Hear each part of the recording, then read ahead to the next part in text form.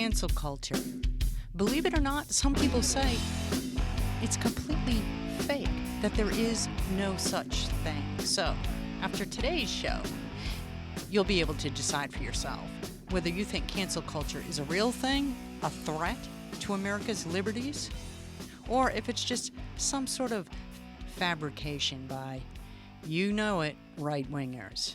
Here's a hint. It's real. Welcome to Bold and Blunt, and I'm your host, Cheryl Chumley, giving you a Christian conservative look at today's news, politics, culture, and events. And my guest today is actually a well-known actor in Hollywood who is going to give some first-hand accounts of what he's seen with cancel culture on his own social media pages. So you'll want to stay tuned for that. Before I get to that, though, heads up, Washington Times giving a 50% discount for listeners of Bold and Blunt, 50% discount for a year's access to the digital platform of the Washington Times. Go to washingtontimes.com/Cheryl and put in some info, and there you'll have it. All the info you need to fight, to fight the cancel culture people who dominate the left, who dominate the media on the left. So, speaking of cancel culture, do you think it's real? Here's a guy who does. Listen. Cancel culture is real, it's insane, and it's growing exponentially, and it's coming to a neighborhood near you. If you think it's just for celebrities, no. In an era where everyone is online, everyone is a public figure. It's like we're all trapped in the hills have eyes and Wi-Fi. Take Mr. Emmanuel Cafferty. He was a San Diego gas and electric worker, but he got fired because someone reported him making a white supremacist hand gesture outside the window of his truck. But he's not a white supremacist, he's Latino. And he wasn't making a hand gesture, he was probably just flicking a booger.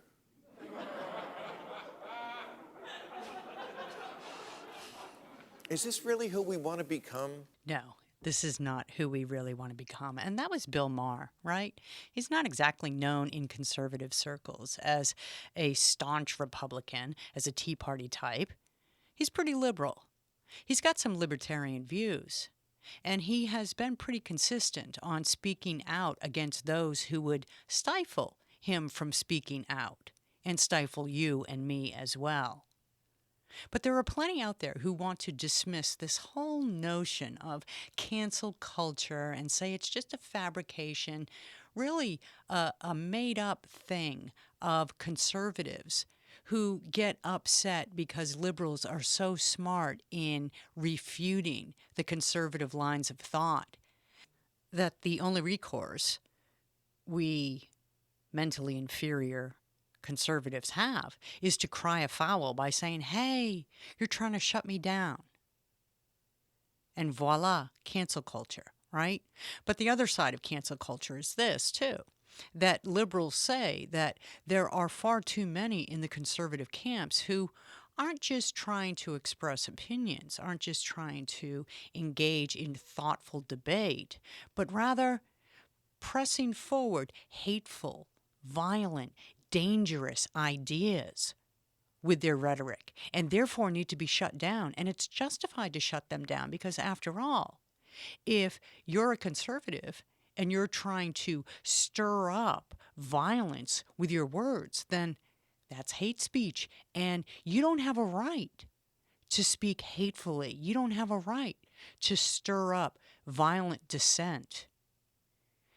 Now, we can have a separate discussion about how ridiculous that is, because in this country, right, free speech, the freedom of speech is based on principles that it's the most hateful speech or the most argumentative speech or the most contentious speech that is worthy of protection.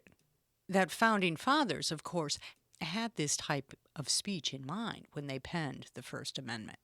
Because after all, basic, boring, blah speech doesn't need protection. Nobody cares about it. It's only the speech that incites or the speech that causes angst in some and anger in other and outrage. That's the type of speech that needs protection. And in founding fathers' minds, it was the political speech, right? It was the speech that targeted those in government that they most wanted to protect. That's why they made the First Amendment that the government could not restrict speech. Congress shall make no law restricting free speech in America. And from that came the principle, the spirit of free speech that is kind of what we use in just the private sector and what we've all been accustomed to as American citizens, that we can say what we want. Now, those who disagree with the existence, with the argument that there actually exists a cancel culture, and there are many. Let me read you some recent headlines. Cancel culture is not real, at least not in the way you think. That was from Time in November 2019. It's time to cancel this talk of, quote, cancel culture. That's from CNN in March of this year. The reality of cancel culture is that it is not real. That's from The Cowl in October 2020. And then this one from Rolling Stone. Cancel culture outrage is bull bleep. And the headline goes on. But the subheadline, the summary at the top of this Rolling Stone piece, which was written in March 2021, is this: right-wing pundits are ready to go off at a business decision they don't like. Okay, that kind of sums up those who are dismissive of the idea of cancel culture. That kind of sums up their viewpoint. They're saying that cancel culture is not a real thing because they're saying that if individual A expresses opinion, then individual B has just as much right to react to that opinion with opinions of their own. They say that cancel culture is just a fancy smancy way of conservatives shutting down the leftist view, the leftist right to free speech. So let's look at CNN's "It's Time to Cancel This Culture" of cancel culture, the piece that I referenced a minute ago. This was written March 7th, 2021. And it opens this way: what exactly is cancel culture? Is it someone getting fired for harassment or problematic views? No. That's a workplace doing its job. Is it a popular figure losing fans or affiliations because of their past actions? No. That's the power of public opinion. Is it a company choosing not to publish a book or a group of people boycotting a brand? No. That's just the free market at work. Cancel culture, as it's understood today, isn't real. Not only do people and things allegedly canceled by this imaginary movement often prevail in the end, the whole concept is a smokescreen to distract from actual systemic forces of suppression. Okay, it's an interesting piece because it lays out the other side of the argument. It lays out the idea that this isn't cancel culture. It's just people ticked off at the opinions of some and using their own freedoms in America, exercising their own freedoms, their own rights to free speech, to oppose that opinion.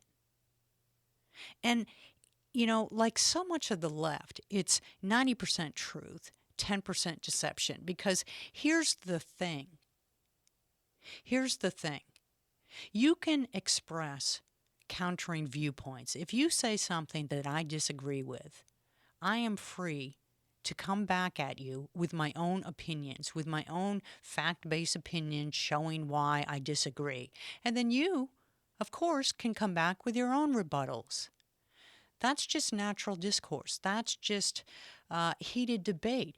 That's just a trade of intellectual viewpoints. And you know what? Maybe that's even a verbal battle. So what? Maybe it gets so emotionally charged that you and I engage in such a heated debate.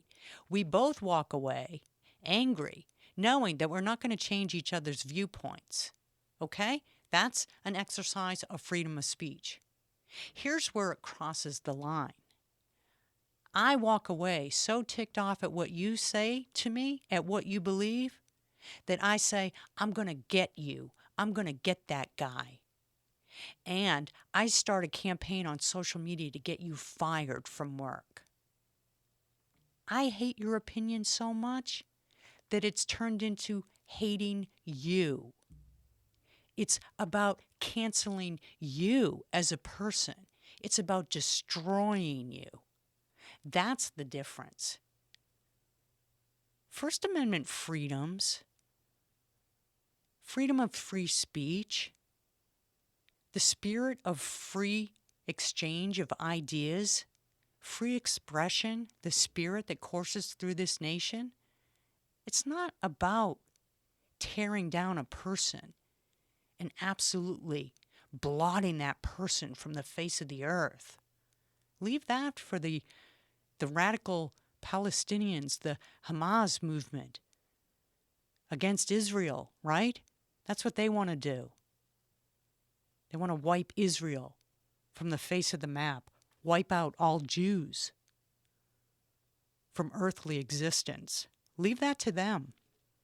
That's their own form of cancel culture, right? But here in America, what we have is a step below that. We have a committed, determined left that thinks it's righteous in its cause to shut down conservative viewpoints because they have deemed in their minds that all conservative viewpoints are intolerant, hate-filled, and expressions that have no place in the public arena. So their end justifies, or their means justifies their end. They think that it's A-OK to do whatever it takes to stifle these hateful opinions and this hate-filled rhetoric because they're doing a service to humanity. They're blotting out an evil, right? Again, Hamas against Israel. That's what Hamas wants to do to Israel, blot out what they have deemed in their minds an absolute evil. So at least we don't have the left armed with missiles shooting them off against the Tea Party types in America. There is that. But the cancel culture is real, okay? And it's not just about a free exchange of ideas. It's when you have moved from the realm of countering someone's viewpoint with your own viewpoint, as heated as those viewpoints might get, when you have moved from the realm of that to actually wanting to do harm, either bodily harm, financial harm, economic harm, some sort of harm to that person to shut their views down. It's not about an exchange of ideas. Cancel culture is about actually doing harm to that person because you, in your own righteous indignation, have deemed that person a harm to society. Do you see the difference? Do you see how cancel culture is not simply a trading of opinion, a trading of viewpoints, an expression of free speech? Here's a guy who explains it well, too. You may have heard this, but it's worth playing. Joe Rogan, right? Joe Rogan, just a few weeks ago, Joe Rogan in May, actually, fed up with cancel culture. Listen to this for a minute. You can never be woke enough. That's the problem. It keeps going. It keeps going further and further and further down the line. And if you get to the point where you capitulate, where you agree to all these demands, it will eventually get to straight white men are not allowed to talk. Right. Because it's your privilege to express yourself when other people of color have been silenced throughout history. It will be, you're not allowed to go outside because so many people were imprisoned for so many years. I mean, I'm not joking. No, I know. It really will get there. It's that crazy. You know, we just got to be nice to each other, man.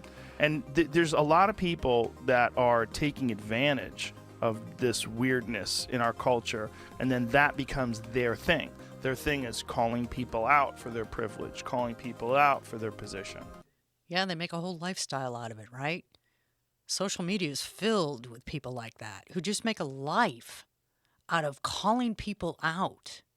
You have to wonder what their motivation is. And that right there, if you want a definition of cancel culture, it has to do with motivation. It has to do with what's your end game here? Now, freedom of speech, it's great, right? It's great to exchange ideas, to test your own theories, to try and persuade other people. And if your motivation is that you're right in your cause, you think your principle is strong, and you want to persuade other people to agree with your position in order to enact change for what you think is better in society, then that's an expression of free speech. That's proper. That's morally compassed free speech. But if your motivation is to shut that person up and drive that person away and stick that person in a hole and stuff them down deep and make sure they never emerge from that dark hole, and then go after their family too, to make sure their family never dares speak out in similar manner, and to destroy their careers and destroy all they've worked for, and to do it because you feel righteous in your cause. And you're going to pat yourself on the back and receive applause from others who are just as ugly in their soul as you are. Well, if that's your motivation, that is a cancel culture way of thinking. And my guest today, his name is Greg Ellis. And it's interesting because I was just binge watching 24, that series, right? That series with Kiefer Sutherland as the main character, 24, just binge watching it on Roku. And who did I see in season 3? Greg Ellis.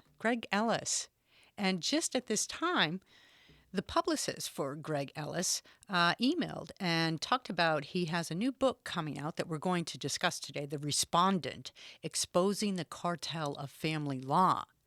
But at the same time, Greg has his book coming out.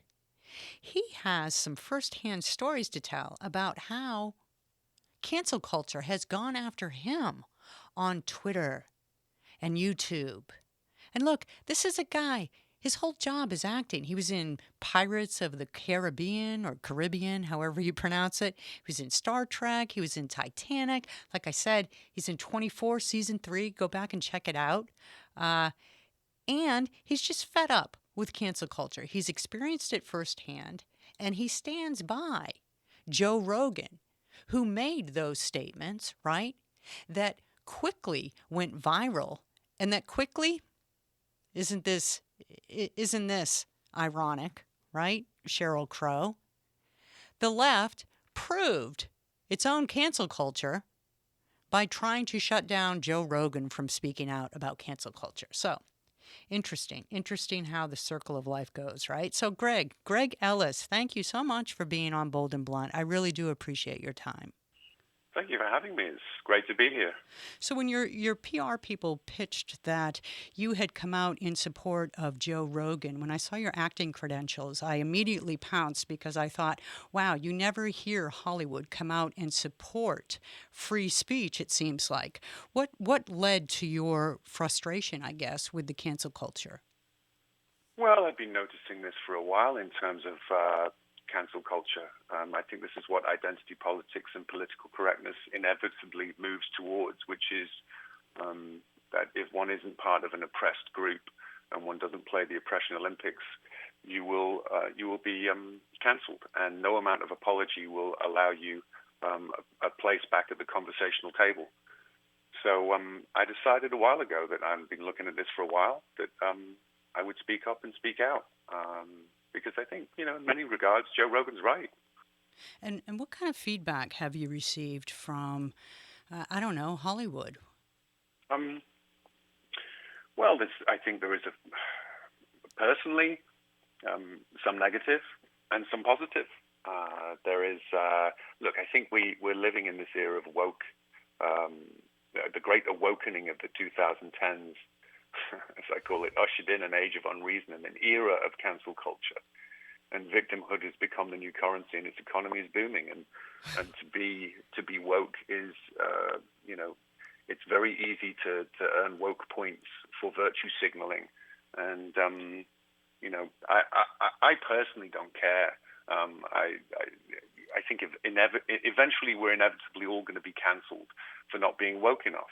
Identity politics eventually devours itself in a toxic soup of you're not oppressed enough. And it's really important that we separate the conversation about historical oppression and from the individual. And I think that's maybe the real crux of the matter right now is we're looking at groupthink versus individual think. And this ideology, particularly in schools and education and in politics now, and I actually moved into the military, of you will think this way. Teaching people what to think rather than telling people what to think rather than teaching them how to think. And when you look at CRT, and that's critical race theory is now being implemented in schools, K through 12, we shouldn't be teaching kindergartners to be racist. We just shouldn't. The children, the innocence of children, they should play with each other, and they don't see the pigmentation of someone's skin. And these theories of systemic bigotry, which hold the innocent guilty and allow the guilty to escape censure, should be called out. I think you lay that out perfectly. I think that's exactly what's going on, and I think you just put it forth perfectly. There's nothing to add to that. The only thing that I would say is that I don't think it's entirely inevitable, because people like you are willing to come and speak out. And I think we're actually seeing a backlash in this country against critical race theory, against the woke culture, against cancel culture. And it's because of people like you with larger platforms who aren't afraid to speak out. So thank you for that. I really do appreciate that. Of course, and I just want to clarify, when I say inevitable, what I believe I said was, and I believe is, identity politics will eventually devour itself. Yes. In terms of you can never be woke enough. Apologies, I see this, the apology tours that people do for non-thought crimes or non-crimes, it merely expands the scope of what constitutes crime, and your guilt is presumed axiomatically. Your apologies will not change that. Your apology will generate no forgiveness. It's merely your admission that your persecutors were right all along. So the more we can just know who we are, have integrity, believe in ourselves, and speak up and speak out and say, look, no, I'm not going to apologize for using the wrong word. That's right. This linguistic manipulation. You don't have to change the law if you can change the meaning of the words written into law. So this linguistic manipulation, this etymology, we move from mothers to birthing people. Really? We're not allowed to say mothers anymore? I mean, what are fathers then? Non-birthing people? I mean, it's ludicrous, but it's also terrifying and chilling. It is. And you know what? A couple minutes ago, you nailed it when you said it's easy, right? Because for those who lack the intellectual ability to argue their points on, a regular platform, it's real easy to go to social media and throw darts and then run and then watch as all the other like-minded dart throwers come aboard that same attack. Yeah, very much so. And as I understand it, you've had some issues on social media yourself.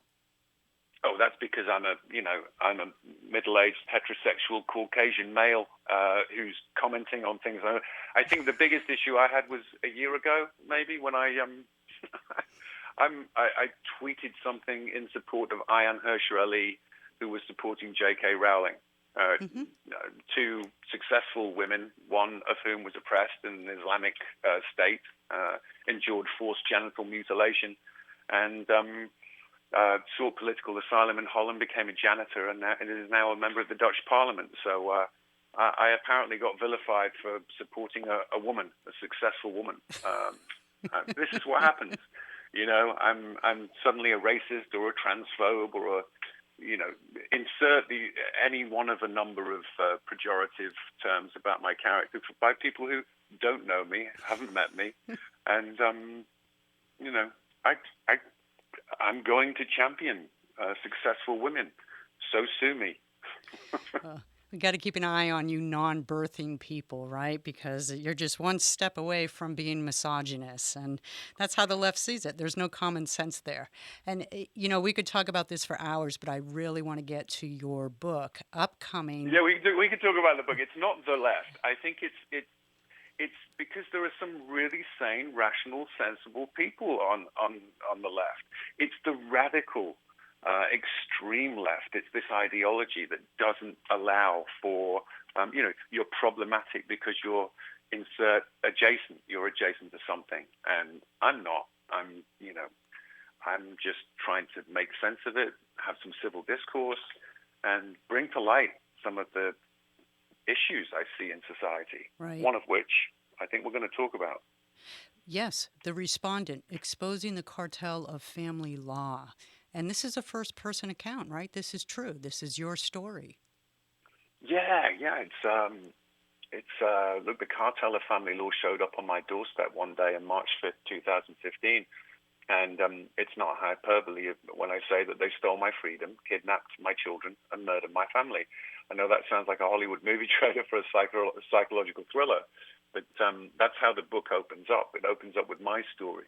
But really, that's just the vessel to the bigger story, the bigger picture of what's going on in America, why America is the world leader in single-parent families, why 4,000 children lose a parent every day that the family law courts are open.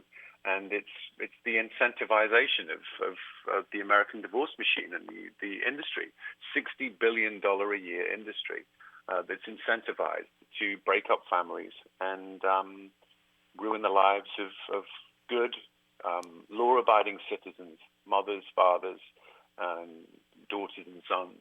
And for the most part, from the data I see and the statistics that I've looked at, separate fathers from their children. And we have a fatherless crisis in America. We do. And how are we going to celebrate Father's Day? There's no fathers left. So what are you saying, that you were at home with your children and then officials aligned with America's family law court system knocked on your door and took your children away? For what reasons? Yeah, so, I mentioned this in my book, The Respondent, which is available for pre-order now and will be out on June 29th, just after Father's Day. In family law, and I mentioned the presumption of innocence, or the lack of presumption of innocence in family law, is the one branch of our legal system that doesn't provide due process and a presumption of innocence, which means that in every other branch of the law, the burden of proof is on the accuser, not the accused. If the burden of proof was on the accused, that's like the Spanish Inquisition and the Salem witch trials. So why is that? Why do criminals get more rights than parents and families in America? Well, I think I've answered that with the $60 billion a year industry. But in effect, what it does is hearsay evidence, which isn't admissible in criminal law and criminal courts. It's admissible in family law. So anyone can make a baseless allegation, an accusation, a false allegation, and because law enforcement doesn't have the discretion to discern between a false allegation or a hearsay allegation made on whether it be an anonymous phone line to the authorities, they must investigate and they must remove one parent from the home. And that's step one, or silver bullet one, as I call it. In my book, I talk about the 6 silver bullets of high conflict divorce and the magic ballistics of family law. That's become the new go-to strategy or the playbook by attorneys and disillusioned partners to get rid of the spouse or the partner, get the home, get the kids, and win all the spoils of family law, the cash and prizes of cash and kids, and at the expense of good, loving parents who are ignorant of this system, this legal system, that doesn't care one jot about families and parents and children. And the bigger crisis, I think it's a national mental health emergency, frankly, is if we don't tackle this, if we don't talk about this, then it's going to get worse. It is getting worse, particularly with COVID and social isolation and suicide rates.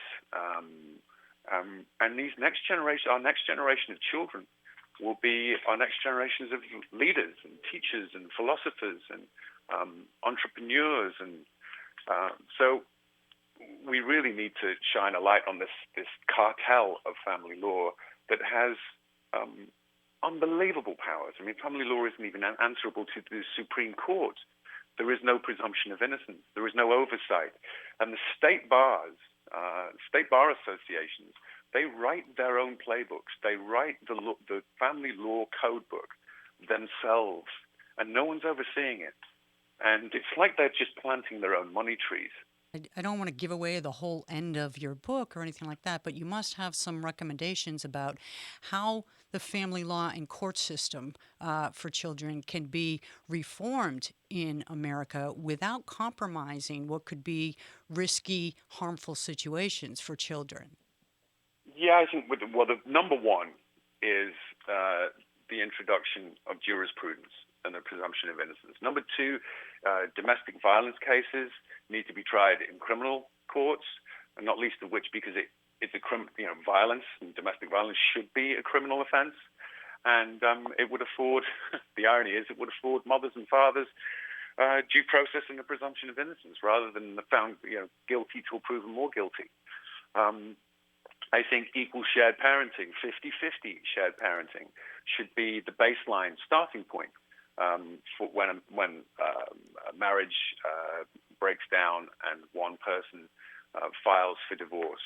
I also think we need better education of judges, psychologists within the system, on areas particularly like parental alienation, which is very difficult for judges and attorneys to spot when it's happening. And once it's happened, the brainwashing of children, it's very, very difficult, nigh on impossible to undo.